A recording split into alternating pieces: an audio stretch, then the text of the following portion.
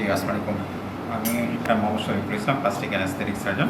আমরা একটা সুখবর দিতে চাচ্ছি যারা টামি টাক সার্জারি করতে চান অথবা ফেসলিফট করতে চান, ডবল চিন, এভরিথিং এভরিহোয়ার যে লাইপোসাকশন আপনি করতে চান, একই সঙ্গে আপনি সেটাকে লিফট আপ করতে চান, অর্থাৎ চামড়া যে লাইপোসাকশন করার পরে যে চামড়া যে ভাঁজ হয়ে থাকে, কুচকিয়ে যায়, ক্লোজ থাকে, সেই সমস্যার সমাধান করার জন্য একই সাথে আমরা লাইপোসাকশন এবং একই সাথে আমরা লিফটিং করে থাকি।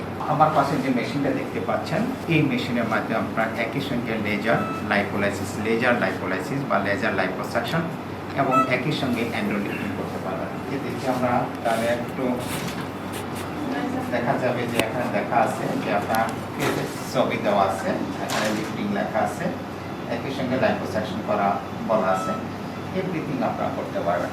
আগে আমরা টামি টাক সার্জারি করতে গেলে সাধারণত ইনসিশন এখান থেকে এই পাশ পর্যন্ত দিয়ে দিতাম। আজকে আমরা আপনার দেখাচ্ছি শুধুমাত্র যে সিজারে যে ইনসিশনটা আছে, এই ইনসিশন বরাবরই আমরা কাটবো। এটা আমরা পেটটাকে কিভাবে টান করব সেটা আমরা একদম দেখিয়ে দেব।